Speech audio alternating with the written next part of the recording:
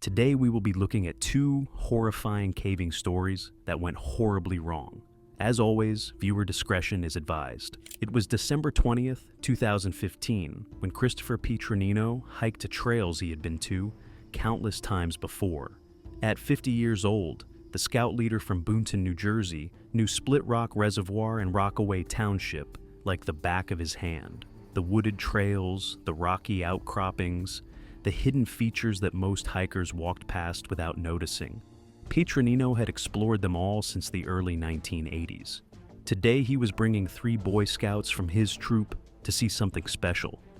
A small talus cave he had known about for decades. It was the kind of December day that made hiking in New Jersey perfect. The 4 of them moved through the forest with the easy confidence of experienced outdoorsmen. Petronino had been to this cave many times over the years. Just 2 weeks earlier, he had visited the spot without incident.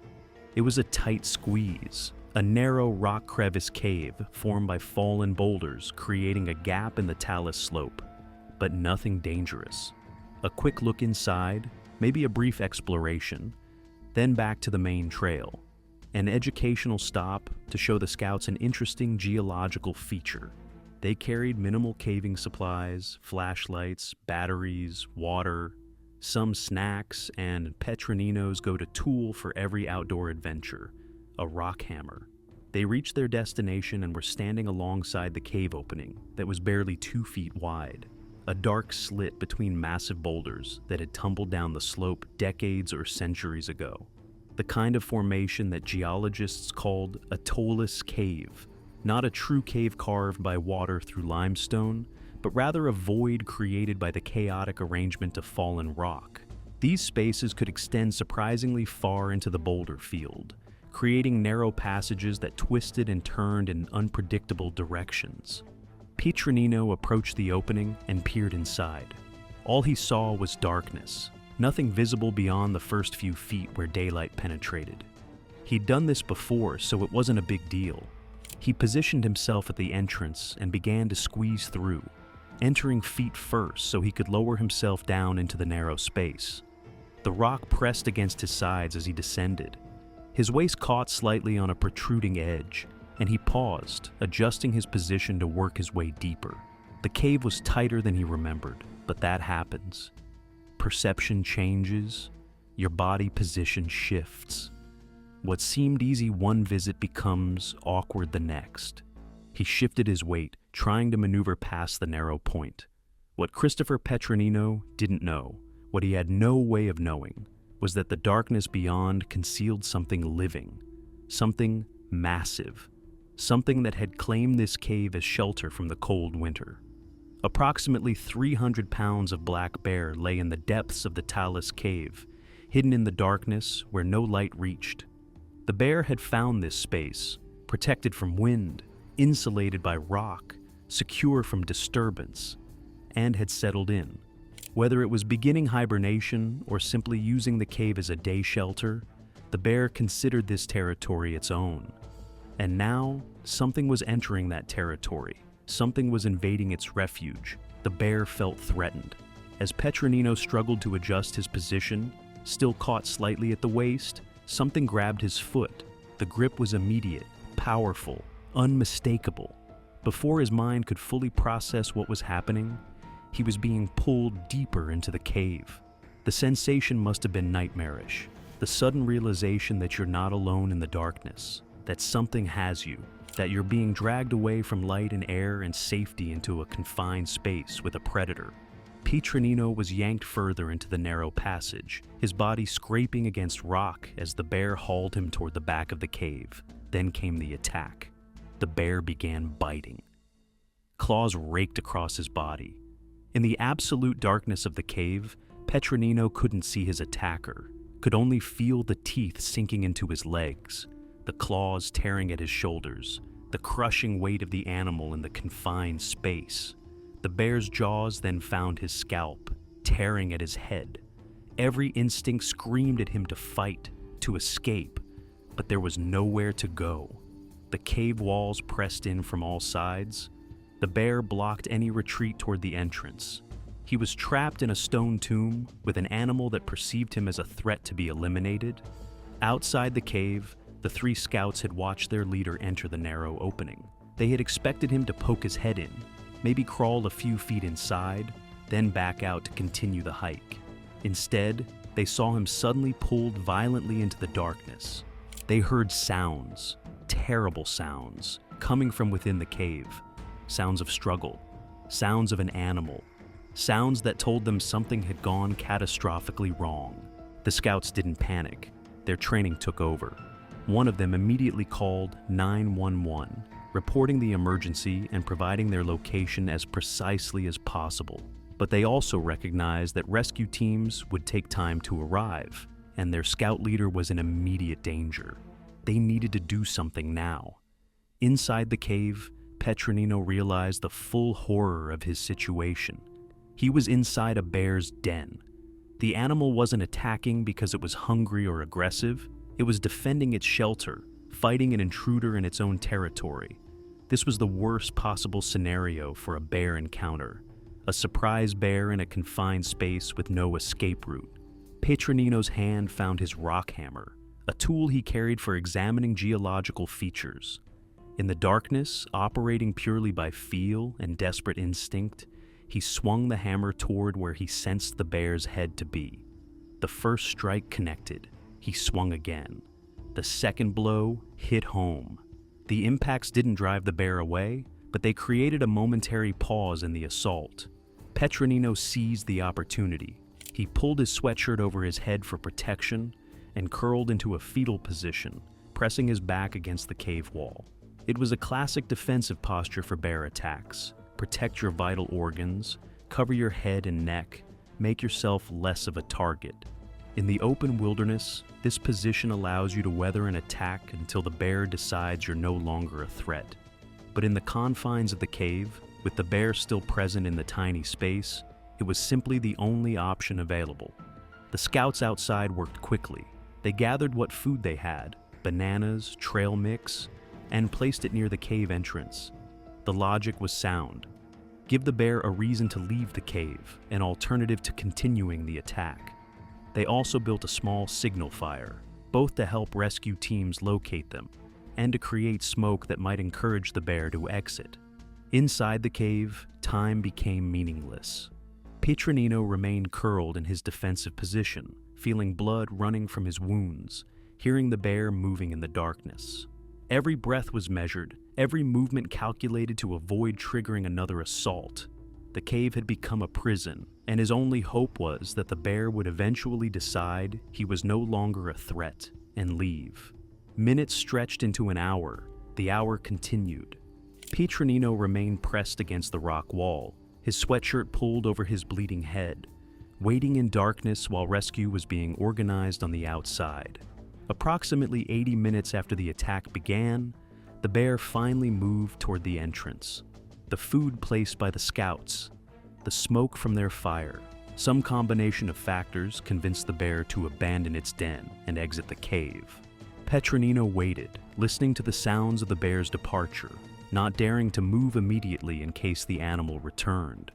When he was finally certain the bear had left, he crawled toward the dim light marking the cave entrance. His body was torn and bleeding, his scalp lacerated, his shoulders and legs bearing the marks of claws and teeth. But he was alive. He retrieved his phone and called 911 again, this time able to provide more detailed information about his condition and exact location. Rescue crews mobilized quickly. Given the severity of his injuries and the remote location, they decided to airlift him out. A helicopter arrived, and Petronino was evacuated to a hospital for treatment. The medical assessment revealed extensive damage. Bites and lacerations covered his head, shoulders, arms, and legs. The bear's teeth had torn into his scalp.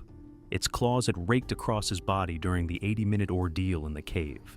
He would require significant treatment, but his injuries, while serious, were survivable.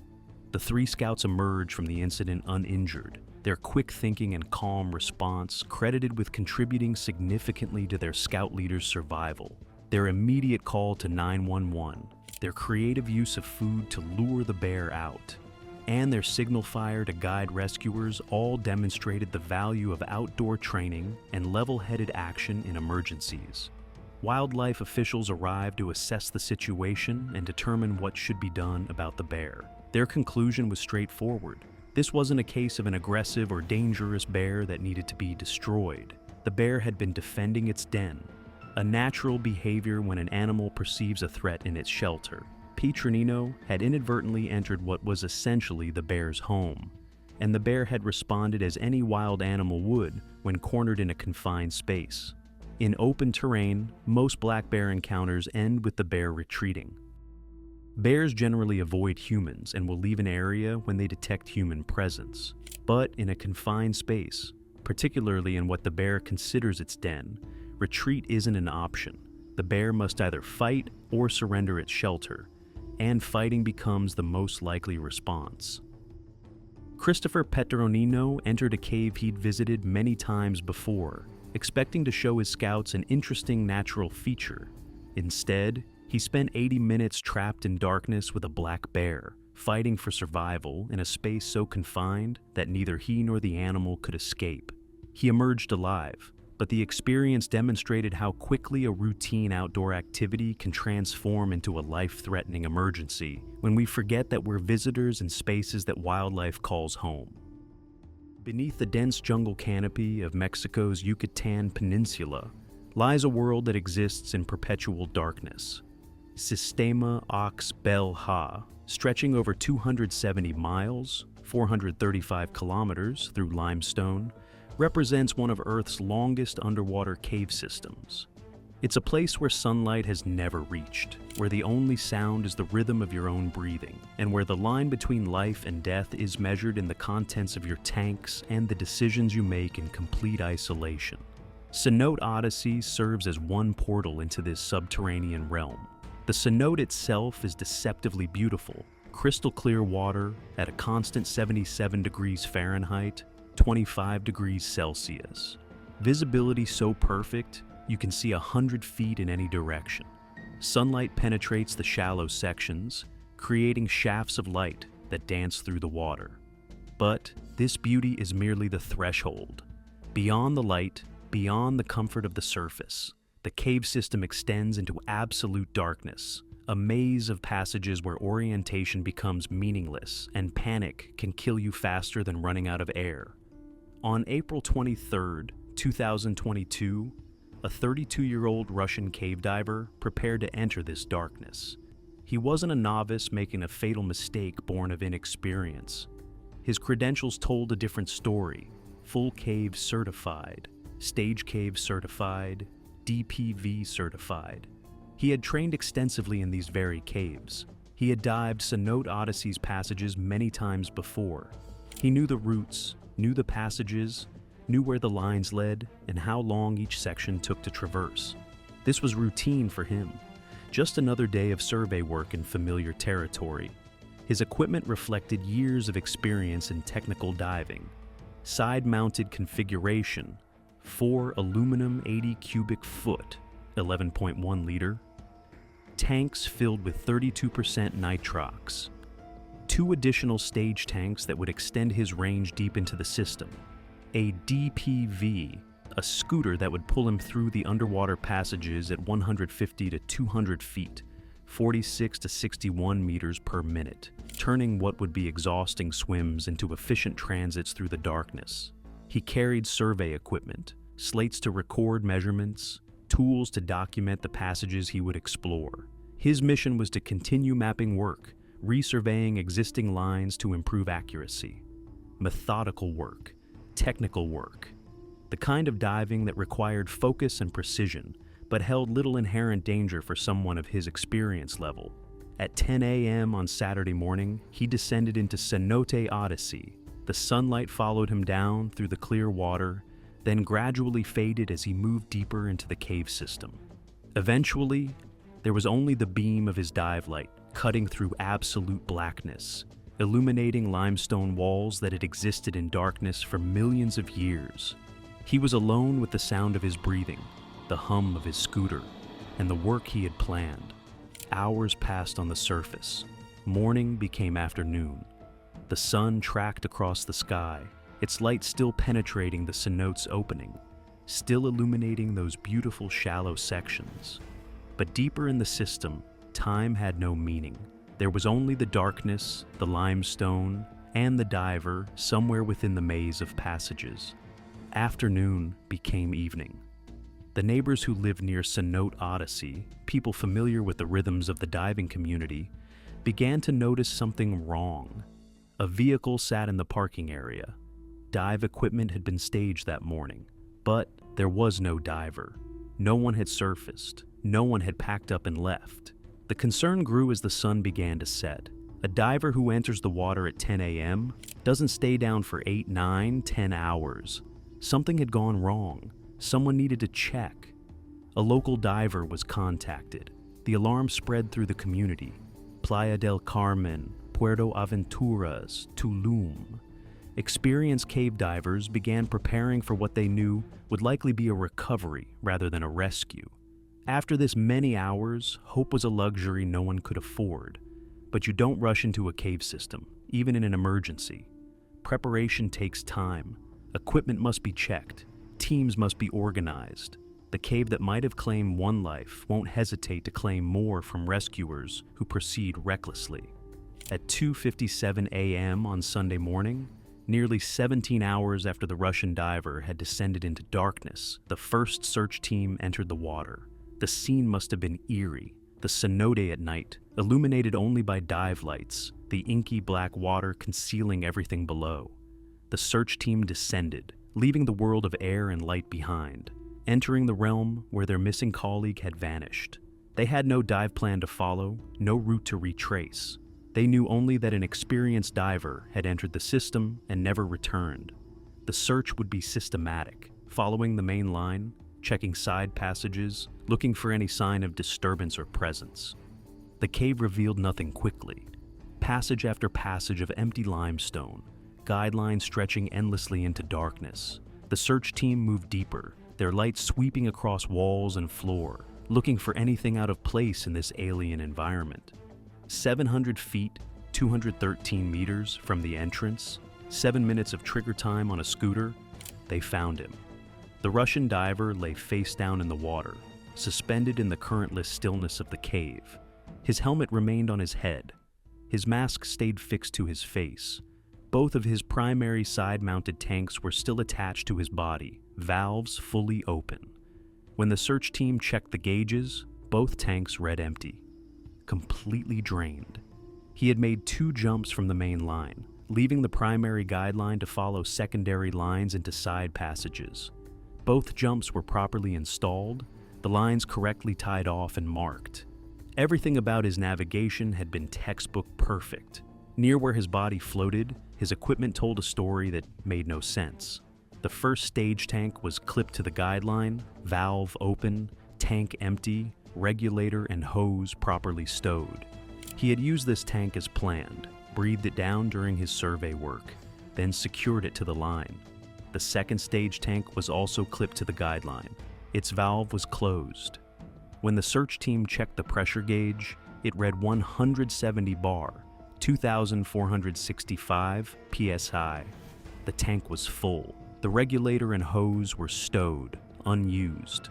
Approximately 40 cubic feet, 1,133 liters, of breathable gas, more than enough to reach the surface, more than enough to survive. The DPV was there too, clipped to the line, functioning normally.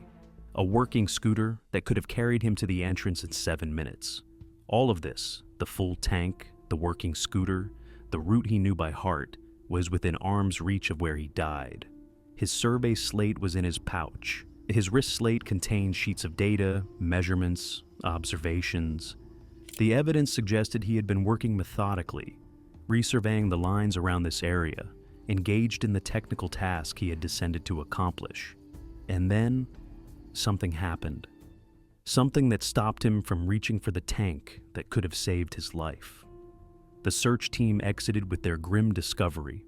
A larger recovery operation was organized for the following morning. By 1:30 p.m. Sunday, 27.5 hours after he had entered the water, his body and equipment were brought to the surface. On the surface in daylight, with fresh air and the living world around them, the recovery team examined every piece of equipment, every regulator, every hose, every O-ring, every valve.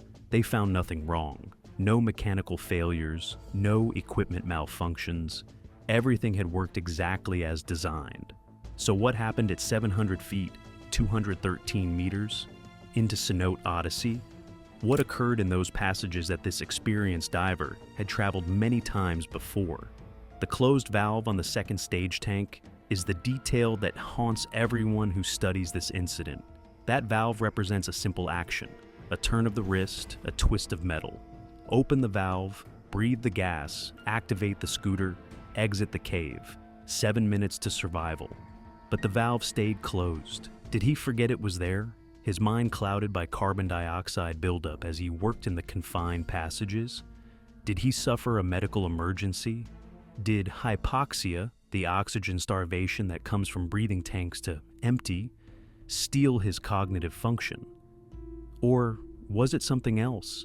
Something about being alone in absolute darkness, 700 feet, 213 meters from daylight, surrounded by millions of tons of limestone, with only the sound of increasingly labored breathing as your primary tanks drained to empty. The investigation revealed that the Russian diver had entered the water alone that Saturday morning. No buddy, no partner, no one to notice when his breathing became stressed. He faced his final moments alone in complete darkness, and somehow, for reasons that died with him, he couldn't bridge the distance between dying and the equipment that could have saved him. The cave diving community analyzed, theorized, and debated. But this cave keeps its secrets. The limestone passages that witnessed his final minutes remain silent, continuing their eternal existence in darkness, indifferent to the human tragedy that unfolded within them.